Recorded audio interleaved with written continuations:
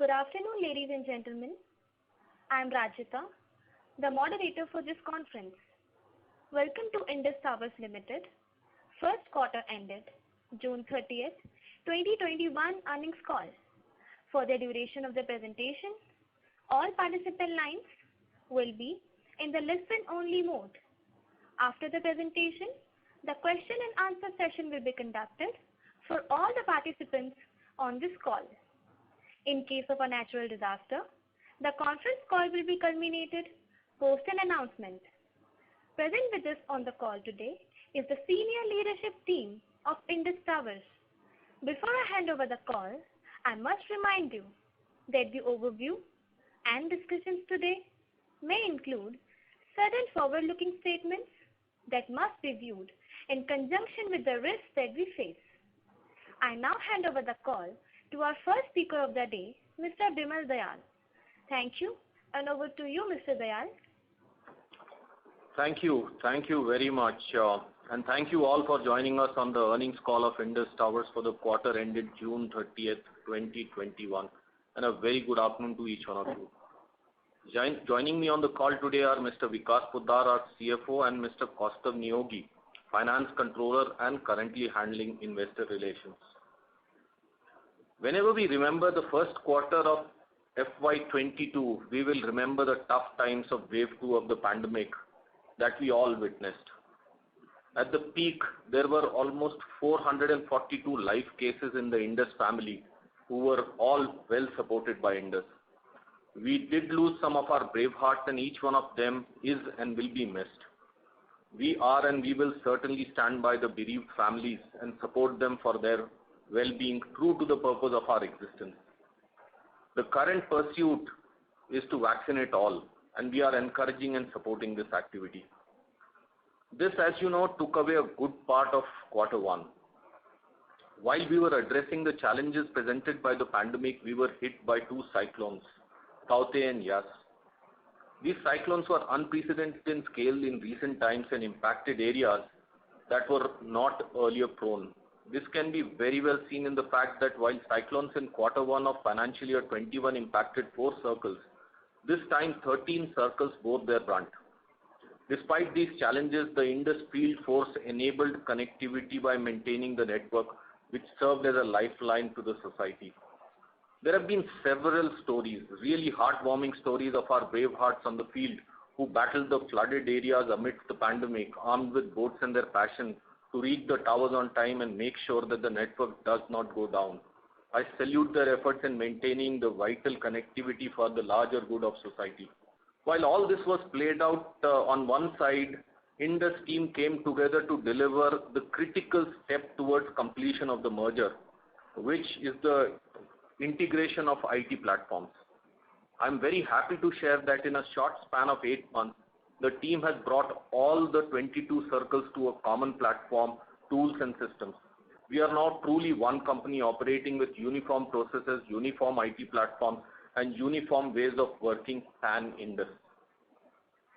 On the operational and financial front, this has been a good quarter, even though the lockdown brought all the activities to a standstill for a good part of the quarter. We added 1,772 towers and 2,917 co-locations with a healthy year-on-year growth of 7% and 5% respectively, and a steady tenancy ratio as well. Our tenancy ratio at the end of the quarter one stands at 1.8. Let me touch upon the market now, starting with the demand. Replicating the first quarter last year, the pandemic again posed significant challenges during the first 2 months of the quarter, with June witnessing a much anticipated pickup in the economic activities with the reopening of the economy. The active subscriber base of our customers have increased by 997 million in April and 986 million in May 2021, up by 2% as compared to the last year. What is interesting is to look at the data growth. India continues to witness a strong data growth trends, with an overall data demand growing by an astounding 32% year on year. The base itself is fairly large, so this is very respectable growth. This is commendable since data volumes have grown exponentially in last 4 to 5 years. I think the CAGR here is almost 72%. This is a surrogate test for industry like ours, and this augurs very well for our industry. Another positive development is 5G, wherein trial spectrum was allocated by DoT across various bands, including 700, 3.5 gigs and 26 hertz, and all the operators are conducting test trial in various metros and tier 1 cities. The commercial rollout will require investments in infrastructure, and we as a company are ready to cater to those requirements of our customers and support them.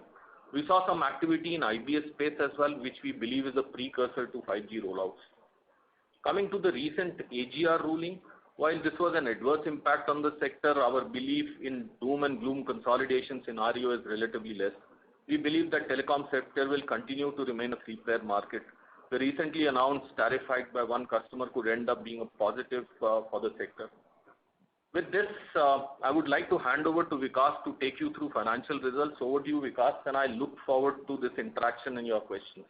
Thank you. Over to you, Vikas. Thank you, Bimal, and good afternoon, everyone, and thank you for joining this first quarter earnings call for the results of Indus Towers. As Bimal mentioned, despite the challenges of lockdown and the natural calamities in most parts of the country during Q1, we have seen a decent commercial momentum that has translated into a stable quarter one in terms of financial performance. So I'll be covering some of the key financial outcomes for quarter one, following which we can move into the question and answers. So we have seen a good growth in revenue and earnings in quarter one, both from a sequential as well as from a year-on-year perspective. It is worth noting that the strong year-on-year growth rates in our numbers are relative to Q1 last year and also reflect the impact of some of the accounting practices that were aligned post-merger. So starting with the revenue, our revenue was up 11.7% year-on-year to rupees 68 billion. And within this, our core revenue, that is driven by rentals, was up 8.1% year-on-year. Even on a quarter-on-quarter basis, that is more comparable, our core revenue has grown 1.7%. Our EBITDA was up 13.1% year-on-year and 3.4% quarter-on-quarter to rupees 35.3 billion, and this is with the continued focus on driving operational efficiencies in the area of rentals, network cost, and energy. This was also despite the fact that the energy margin in our business continued to be in the negative territory as we continue to be in pass-through model in quarter one. We are still negotiating with our customers to revert to the fixed energy model. Our profit after tax was up 26.3% year-on-year and 3.8% quarter-on-quarter to rupees 14.2 billion. The company generated OFCF, operating free cash flow, which is defined as EBITDA less capex less repayment of lease liabilities, of rupees 20.4 billion in quarter one, which was approximately 36% higher compared to previous quarter, and this was mainly due to lower capex in quarter one and also slightly better EBITDA margins. However, our free cash flow after working capital changes was lower than expected due to increase in trade receivables, which was partly due to some timing issues that have subsequently been resolved in July. And then there is one of our customers who is taking additional time to make payments. We are working closely with our customers to ensure that there is right level of support to manage this. Furthermore, we also have the security package, and hence we believe it's a timing issue for now. Our return on capital employed for the quarter, based on trailing 12 months financials, stood at 22.9%, which was higher both on Q-on-Q and year-on-year basis. This was based on earnings growth that included the one-off benefits or the adjustments on account of the accounting practice alignment that happened post-merger. The post-tax return on equity, on the other hand, has been broadly stable at 30.4% in quarter one. So overall, in summary, a stable quarter one, as Bimal mentioned. And with this, I would like to turn it over to your questions, please. Thank you. Thank you very much, sir. We will now begin the question and answer interactive session for all the participants who are connected to the audio conference service from Airtel. Due to time constraints, we would request if you could limit the number of questions to 2 to enable more participation. Hence, management will take only 2 participants to ensure maximum participation. Participants who wish to ask questions may please press star 1 on their touch-tone enabled telephone keypad. On pressing star 1, participants will get a chance to present their questions on a first in-line basis. To ask the question, participant may please press star 1 now. The first question comes from Mr. Kunal Vora from BNP Paribas, Mumbai. Mr. Vora, you may ask your question now. Yeah, thanks. My question was partially answered, but there's a spike in receivables from 38 billion to 53 billion. You already have about 2,400 crore received from VIL. Can you explain why the receivables have increased despite this? And also regarding the security package, if you are not able to collect the dues, at what point will the corporate guarantee be triggered? So if you can answer this, I'll go to the next one. Sure. Thanks, Kunal. Vikas, maybe you can take this one. Yeah, sure. So thank you for the question, Kunal. So I think, as I said in my opening commentary, the receivables have gone up, and part of the reason is the timing issue, as I was mentioning, which has been subsequently resolved in July. And then, of course, there is some additional time that one of our customers is taking. So I think currently the fact that there is a bit of financial stress in the sector is well known, and that is impacting our situation as well. However, I think we are working very closely with our customers to manage this, and we also have certainly the comfort of the security package. Coming to the security package, I think while it is in the best interest of our company and for the sector that we work together with the customers to recover the dues in the normal course of business, I think we are ready to use the security package at an appropriate time in an appropriate manner. I think also worth mentioning that there are conditions embedded in the contract that ensures that both parties are their concerns are addressed, and before we resort to any sort of any security. So I think that's where we are, Kunal. Yeah. Just wanted to get a clarification. You already have received advance payment.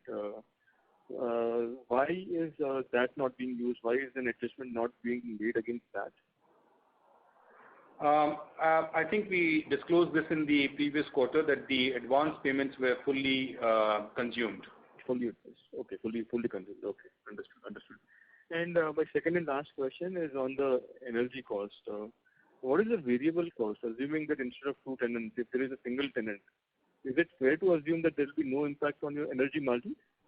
And also, would the energy cost go down by almost 50% if there is a single tenant on a tower instead of 2?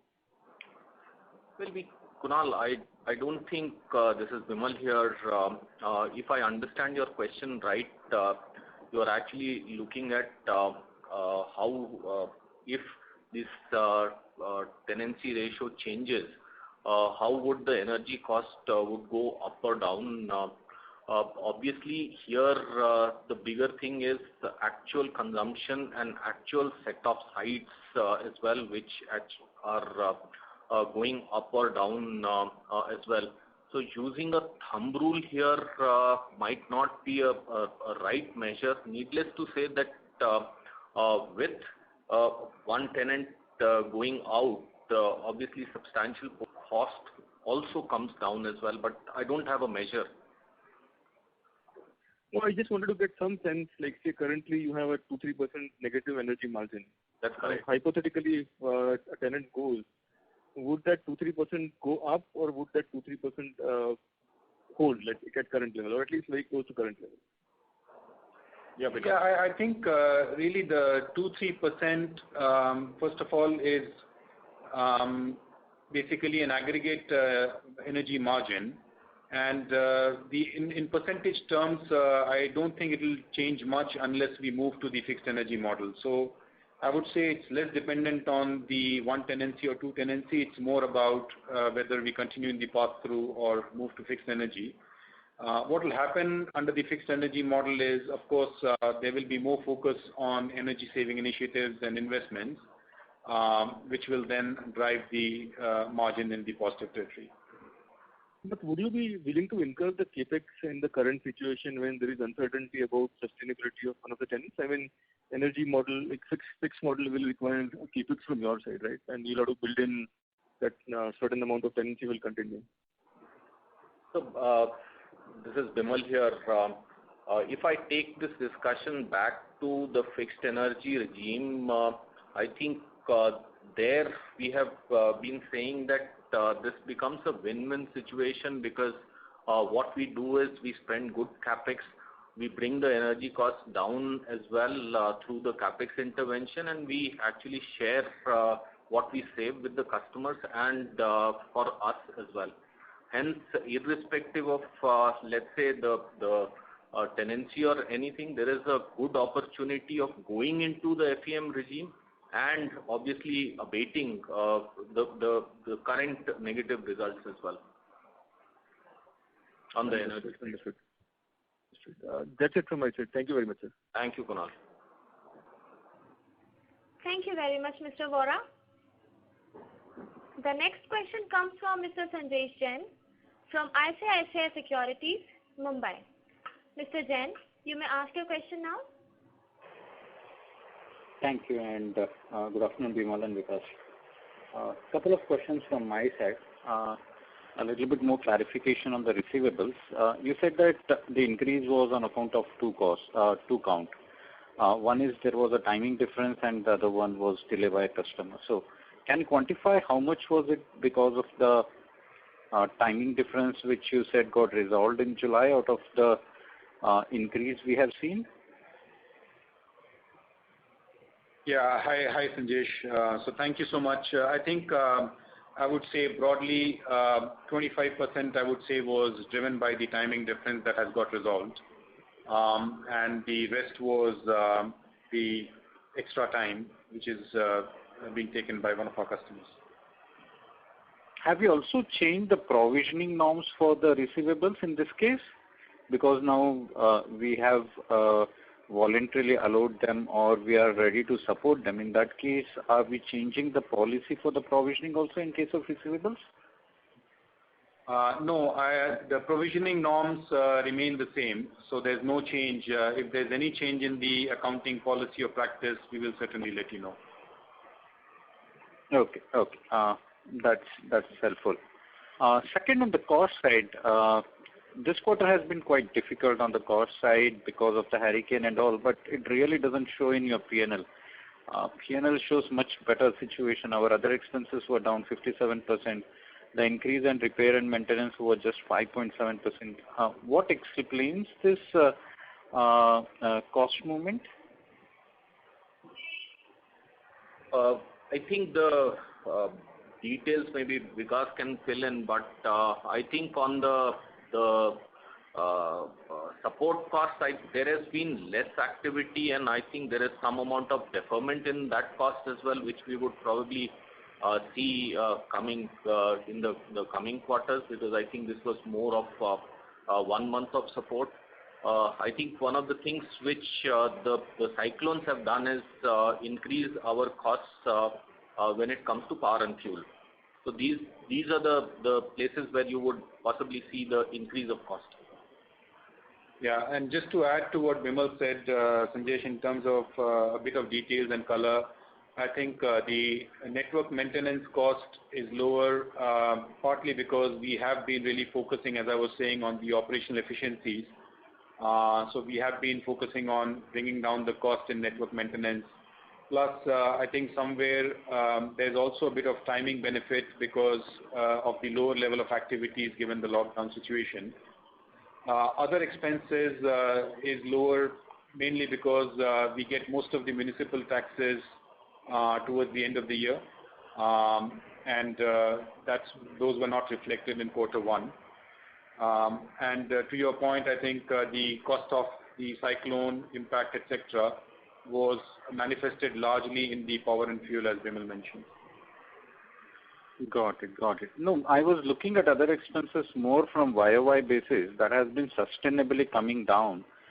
So in our pro forma, what we have disclosed for Q1 21, that was close to 2.7 billion. It came down to as low as 1 billion, but we called off telling that there was a one-off in 3Q 21. Then again, it went to 1.5 billion in Q4, now again 1.2. Just wanted to understand what is the steady state other expenses for us to build in our modeling? In terms of the year-on-year, we also had some bad debt provisions in the same quarter last year, which were captured in the other expenses. So you do see a drop with bad debts coming down, etc. And in terms of the steady state, I think pretty much it's a steady state. What really makes the difference is the municipal tax bills that we get, not on a regular basis. So otherwise, I think from an underlying business perspective, this is pretty much a steady state. Got it. I got two more questions if I can. Well, we can revisit Sandesh if we have time, if that's okay with you. Yeah, that should be fine with me. Thank you. Thank you very much, Mr. Jain. The next question comes from Mr. Vivekanand Subbaraman from Ambit Capital, Mumbai. Mr. Subbaraman, you may ask your question now. Hi, thank you very much for the opportunity. If I add the churn of tenancies during the current quarter and the notices received for which exit hasn't yet happened, I get a number of 4741 tenancies. This compares to the quarter notices received but exits not being recorded of 4711.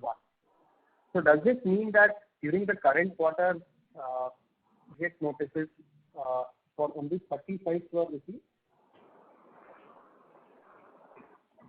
So I think these are running numbers, and I don't think I can only add a high-level color to the exits here. We did receive or we did see a lower churn on the substantiation of this number. Maybe I will request Kaustav give you a little bit of details here. Kaustav. So I think the way to look at it is that it is like a bucket wherein you get fresh churn coming in. At the same time, you'll have actual churn happening. As you know, our practice is to report churn on the basis of notice received. So I think looking at the net movement may not be right. Having said that, yes, there are timing issues which is always there here where notice has been received and actual exit has not happened. So to assume a 31 is not right, but the actual churn numbers of this quarter is also low. We can take it offline if you want exact reconciliation. Sure. Just one small follow-up, just to understand this better. Directionally, where do you see the churn from operators that are currently realigning their network? So, look, I think I would like to answer this question looking back. I think we had major concerns few quarters back when I think churn became extremely significant. I think where we stand, we have lowest churn which we are declaring in last few quarters. What does it tell us about the network? I think large realignments are behind us for now as well, and I think there is some amount of stability where we sit. Now, drawing a line and saying we would remain at this level might not be right, but I can only say, looking at the hindsight, yes, the worst of the previous realignment is over, and I think we are sitting at a good spot right now. But I would not hazard a guess whether we'll remain here going forward. All right. Thank you. Thank you. Thank you very much, Mr. Subbaraman. The next question comes from Mr. Pranav Kshatriya from Edelweiss, Mumbai. Mr. Kshatriya, you may ask your question now. Yeah, thanks for the opportunity. A lot of my questions have been answered. I just want to understand how much time do you think it will take for us to get clarity on this energy margin thing? I mean, are we moving to fixed price or pass-through model will continue? And second, in that, I just also want to understand whether if we move to fixed price, will it be more retrospective, or we will possibly be looking at a prospective? So Pranav, two questions from your side. One is around when do we get into the fixed energy model, and second, whether it would be retrospective. Look, I think let me admit that our track record on saying when we would enter and what we have delivered on this one is not too good. We've been pursuing this very passionately with our customers. I think if I go back in time, both the customers, I would say, went and discovered their baseline, and that I think the baselining activity is pretty much over. And that's what actually makes us, gives us this confidence as well, besides the engagement which we are having. And I think some of the events which keep on taking precedence over such kind of closure of such activities is also not helping the cause here. Our belief, and I think it is quite strong belief that with FEM, our cause is very clearly aligned, and obviously there comes a time wherein you cannot save the energy cost till such time you actually inject capital and make sure that we put in solutions for the energy cost reduction. Hence, we are actually sensing every quarter we are closer than before as well. But to be honest, it has not happened, and our efforts only increase with our customers. So I don't think I would hazard a guess on this one, because we did mention that we were hopeful of signing this the previous quarter as well. We would continue our efforts. I would certainly say that this could be a month or two retrospective, but I think these things are mostly prospective as well when we sign. So it depends on how this thing goes, but I don't see it largely retrospective. This signing off would be prospective. Thanks, Pranav. Yeah, thank you. I'll come back in the queue. Please. Thank you. Thank you very much, Mr. Kshatriya. The next question comes from Mr. Arun Prasad from Spark Capital, Chennai. Mr. Prasad, you may ask your question now. Thank you. Thank you for the opportunity. So, first question is on the small cells. You also mentioned in the opening comment that the idea is there is some activity happening and fastening up in that front. So on the small cells, I mean, despite the telcos have rolled out a lot of small cells in the last 3-4 years, but they are mostly done in their own balance sheet rather than giving orders to the towerco. So my question is, what exactly does Indus needs to do differently prospectively so as to capture this opportunity? So Arun, thank you very much for this question. If I understand your question right, I did allude to in my opening speech around the 5G activity, wherein some of the activity in building space has popped up as well, which I think is in anticipation of rollout of 5G. But your question is more around small cells and IBS solutions. I think where we stand right now as Indus Towers, and you are right, I think there is a large rollout which is taking place by the operators themselves, but I think there is traction happening on this side as well, though we don't get into how much of small cells which we have rolled out, but we continue to increase our expertise and our engagement on this account as well. What is it that Indus can or is doing differently on this account?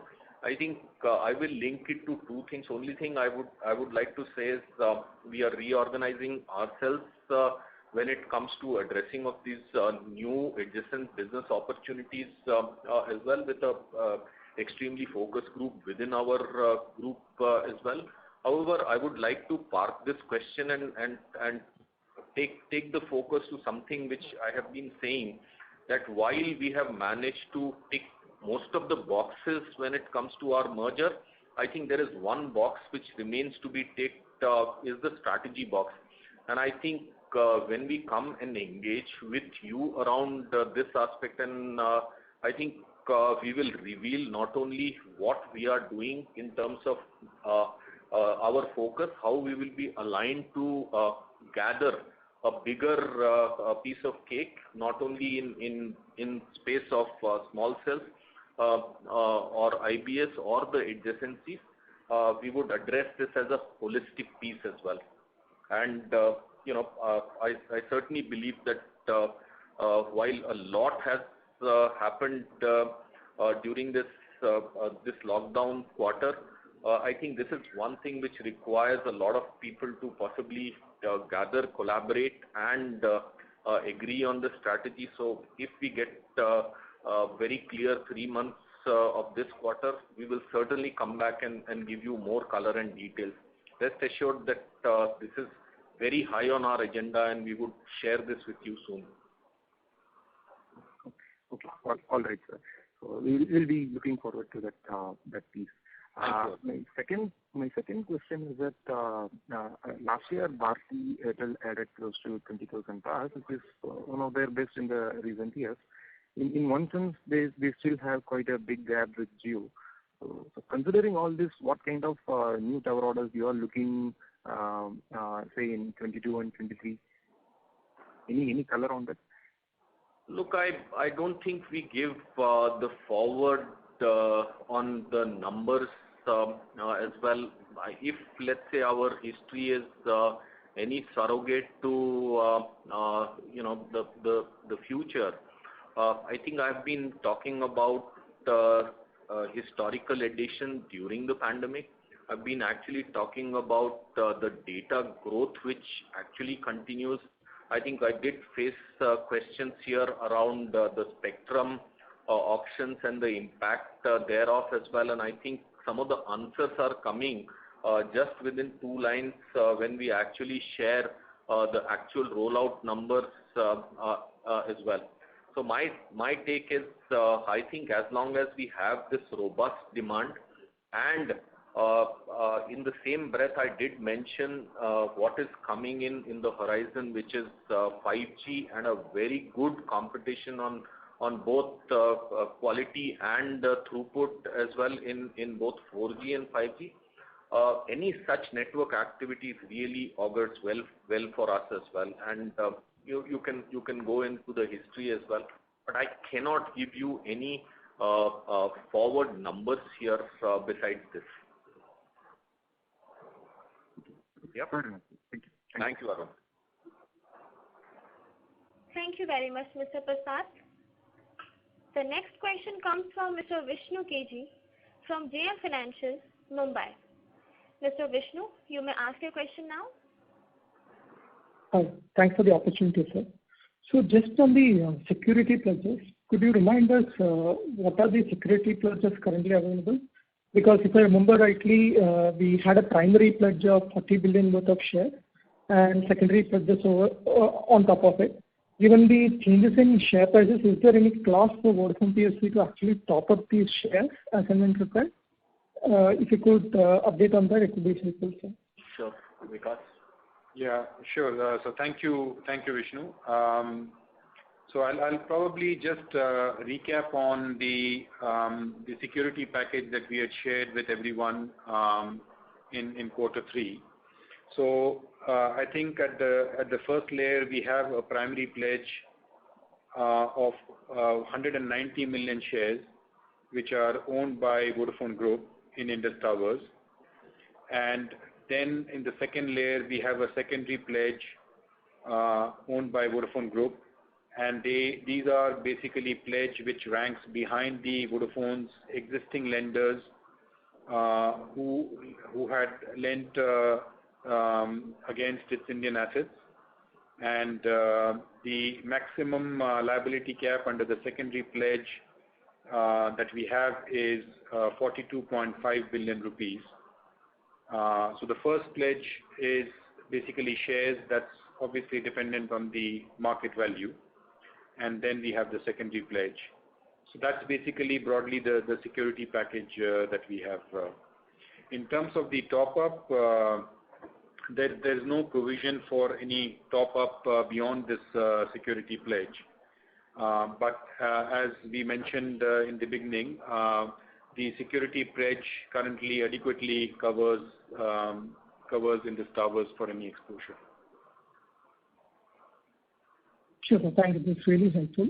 My second question would be, there was this consultation paper by TRAI on sharing of active infra. Could you please update on the process on the consultation paper, and when do you see it being completed? Thank you. That's it. So you mean the active sharing part, and would it be in light of what Indus Towers is doing on that? Could you sort of be a little clear with your question, Vishnu? Sure, sir. So I was looking more from a macro regulatory perspective.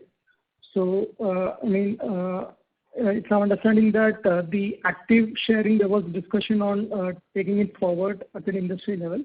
Mm-hmm. So could you please update on, what are the regulatory challenges, and what are the exact regulatory processes on that? Well, I would possibly turn this towards where we, let's say, Indus Towers stands as well.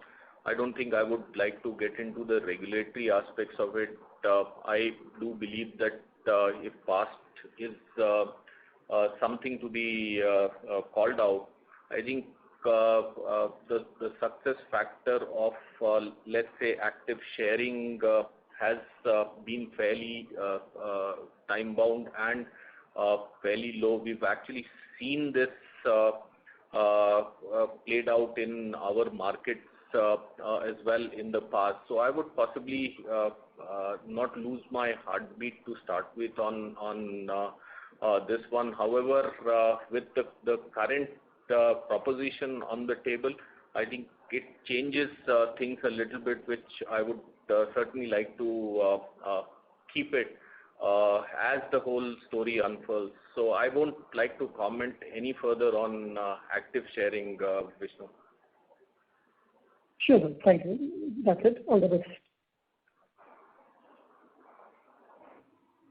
Thank you very much, Mr. Vishnu.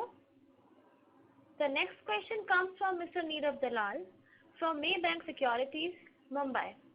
Mr. Dalal, you may ask your question now.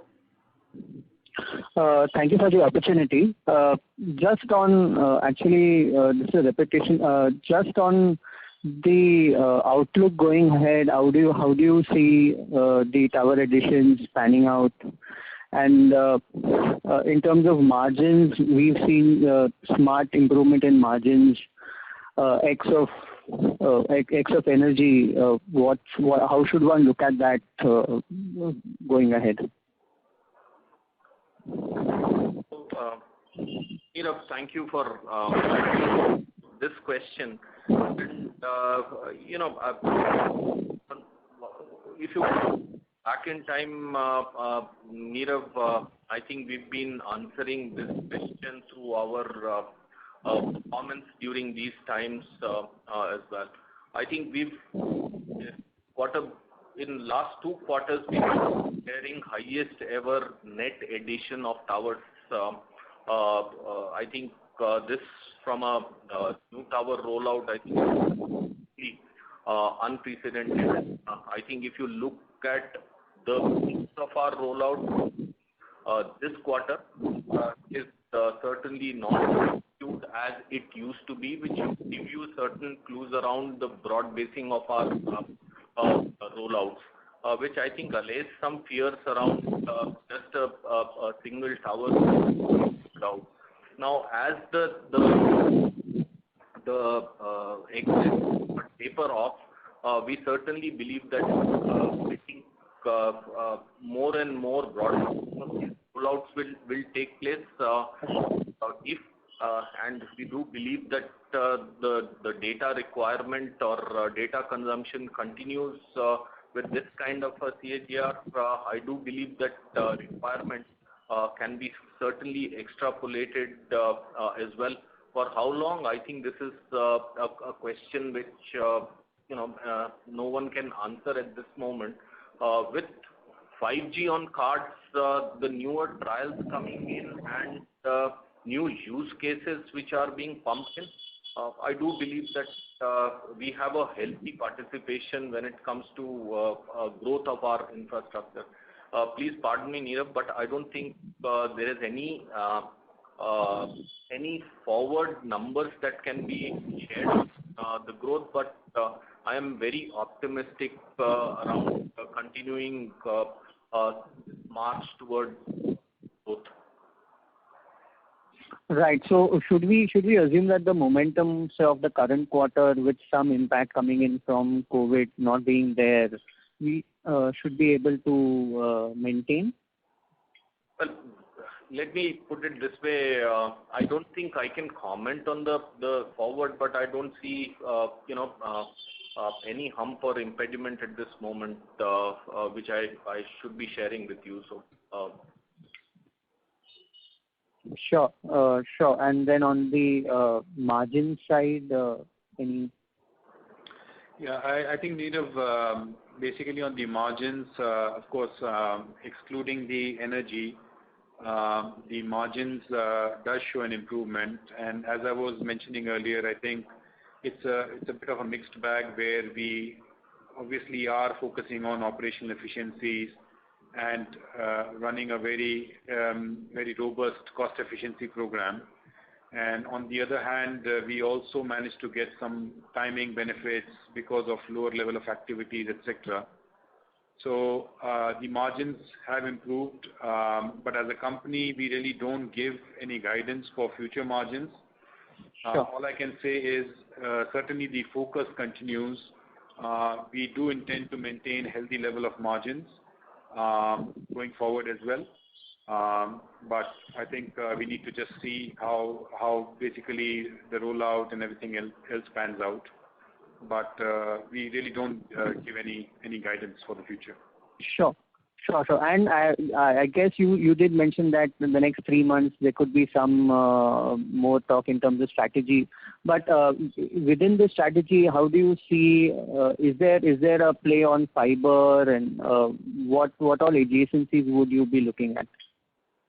So, Nirav, obviously we've said all what you are saying. Sure. Adjacencies, of course, fiber is certainly one, and pretty much all what we also mentioned, the play in IBS, the play in, the small cells, the services component in and around tower, the diversification opportunity which we sit with and which we certainly have a good opportunity. All of this will be played out in our strategy session as well, and I think good amount of groundwork has also happened.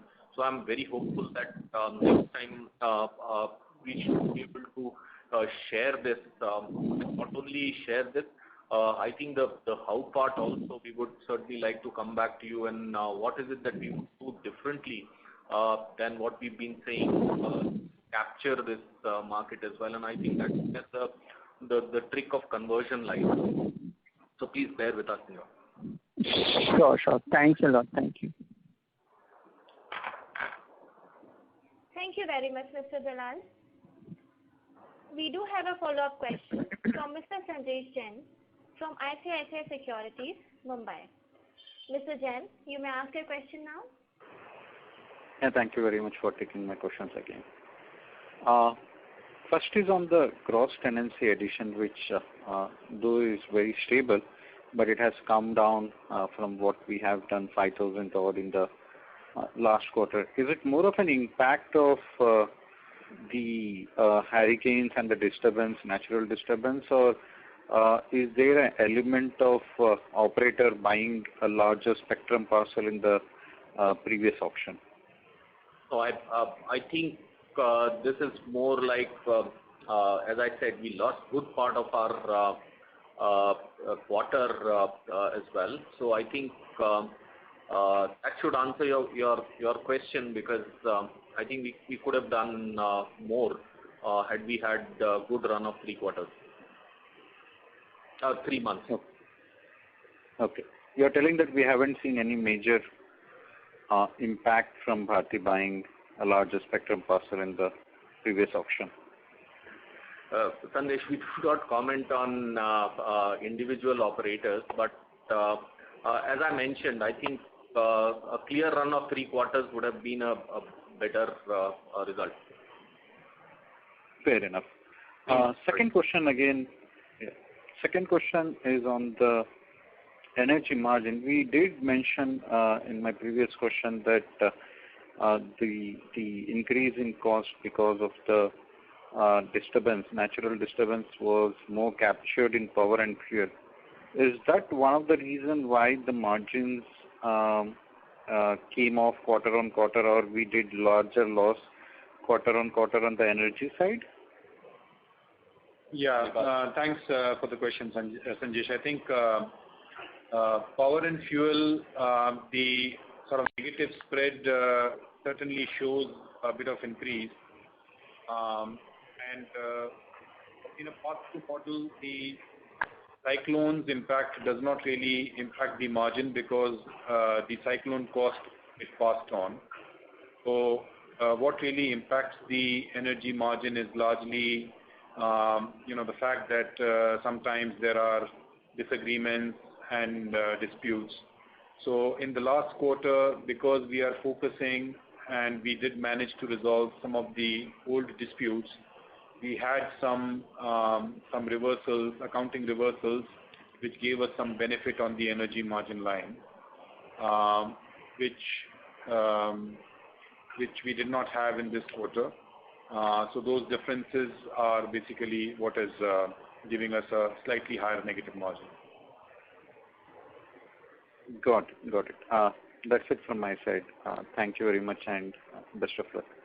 Thank you, Sandesh. Thank you very much, Mr. Jain. At this moment, there are no further questions from participants. I would now hand over the call proceedings to Mr. Bimal Dayal for the final remarks. Thank you very much. Well, I think as we move into our quarter 2, we carry a very good momentum for quarter 1 with some kind of scars of the pandemic as well. I think it is $1 million question, call it $1 billion question, to predict whether we are going to get 3 clear months of the coming quarter. And what we look forward to in the coming quarter is almost a conclusion of the strategy on one side. I do believe that this 5G activity would intensify, and our close working with the customers would also increase. I think we will certainly get more clarity around our operator situation and the industry situation as well. Hence, the way I look at what has happened, we've had a very good foundational quarter, which is quarter 1 for the full year. Quarter 2 is what will give us momentum for the year, and certain clarity events are also expected in quarter 2. So I do believe that I think it is going to be a very important quarter. I certainly enjoyed this discussion, your questions as well.